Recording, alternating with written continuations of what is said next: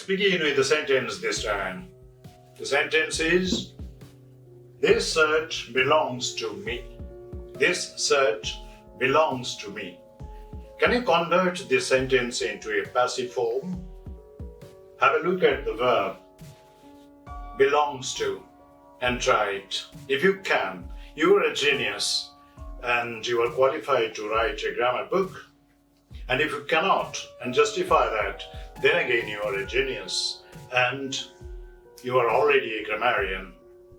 This is Language Mantra channel, Advanced English session number 29, and this time we are trying to define three concepts: middle verb, stative verb, and link verb. These groups of verbs have common factors, like they cannot be converted into passive voice and they cannot be treated in progressive tenses. That way they come together. First, try to define middle verb. Middle verb is an imported concept. It is imported from the Greek language. In the Greek language there is a concept of middle verb and middle voice also. And it was imported to the English language maybe in olden times. Nowadays this does not exist as such. What is a middle verb? Middle verb is a verb that is transitive verb, but it does not function as transitive. And it is again not an intransitive verb. So its position is in between the concept of transitive verb and the concept of intransitive verb. But I told you I cannot give you exact example of middle verbs because this concept does not exist in the English language now. But well, I can give you some idea with the help of some verbs that come very close to this concept. Number one, have verb. When it is used in the sense of having possession, in possessive sense. Let's have two examples. We have a small house and my flat has 4 bedrooms, right? So if we try to convert these two sentences into their passive forms, number one, a small house is had by us. And in the second case, 4 bedrooms are had by my flat.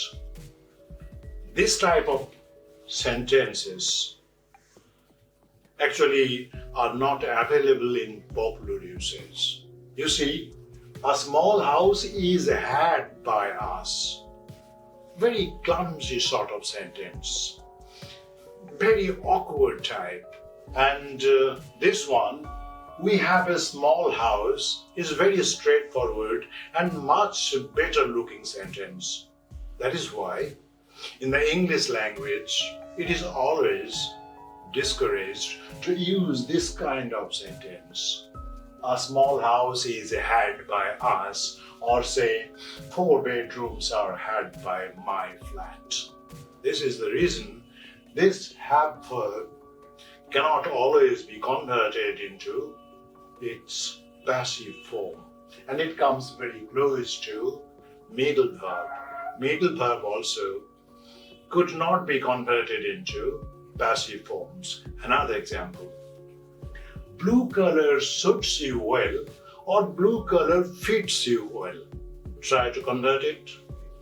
You are suited or you are fitted well by blue color.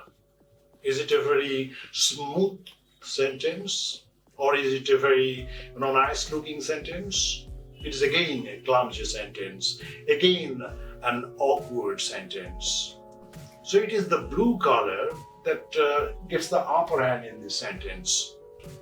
This is very much discouraged in the English language. It is better to say blue color suits or blue color fits you well. Now come to this sentence. Your painting resembles a ghost. Your painting resembles a ghost.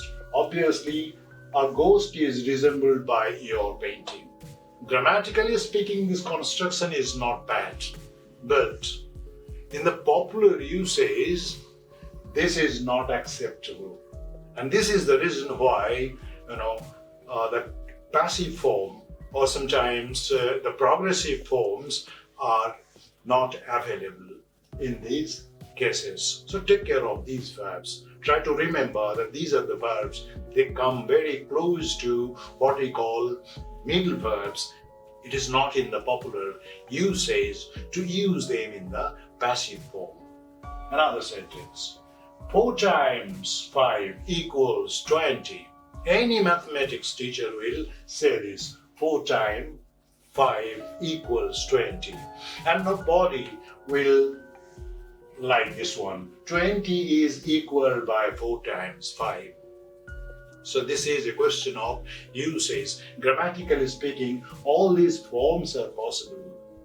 So far as the usage goes, it is better not to use this kind of construction. It looks awkward.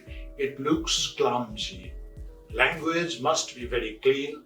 It must convey the message straight away without any roundabout process.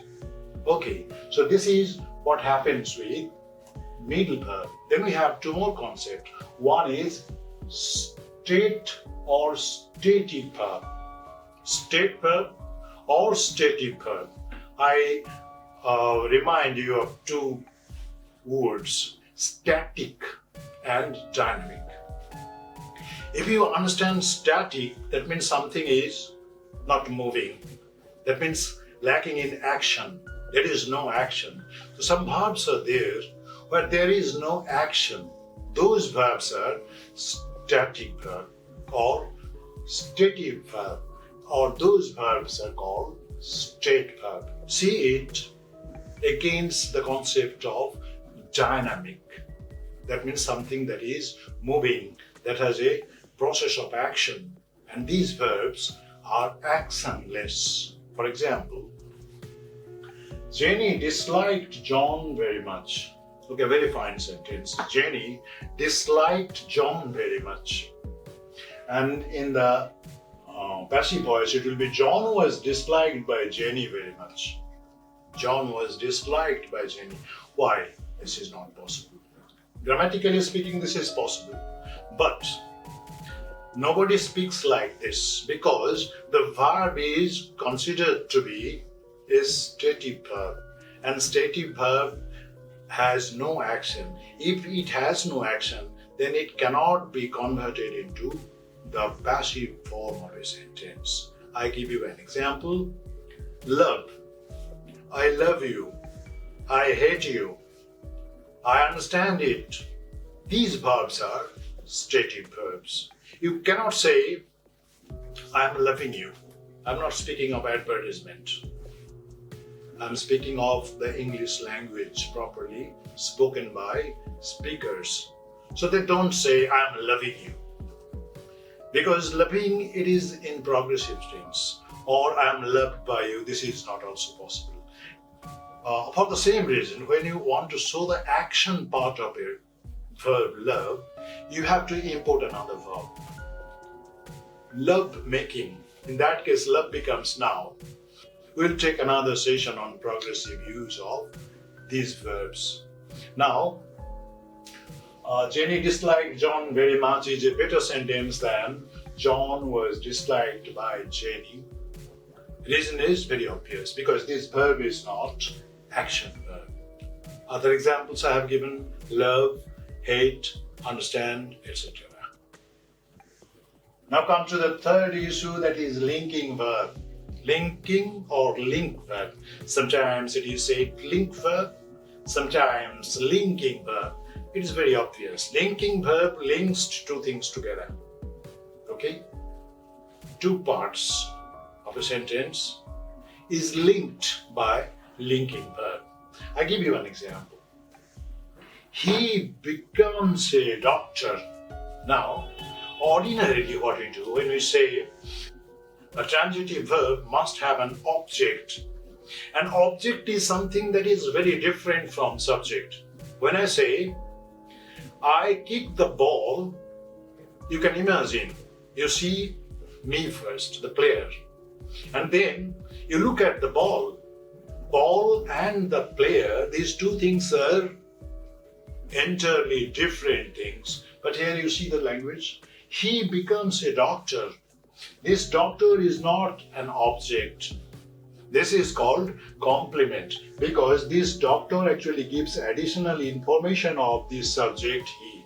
So in this case, this is called a complement. And these verbs cannot be converted into passive voice or in progressive tense. There are many examples of this verb. To be verb itself is a very popular form of linking verb. Then we have verb appeals to senses. You describe your sense appeal, that is look, smell, sound, taste, etc. Then there is seem verb, become verb, appear verb, even go verb sometimes is used as linking verb. So what is special about this linking verb? A linking verb joins two things, subject and complement, not object. He becomes a doctor. This doctor refers back to he. This is what linking verbs do. Whereas an ordinary transitive verb never joins the subject. I think you have understood the difference between a common verb with an object and a linking verb with a complement. Don't use them in the passive form and also in the progressive form. This is what is expected of good speakers. That's all. Thank you very much. Have a nice time.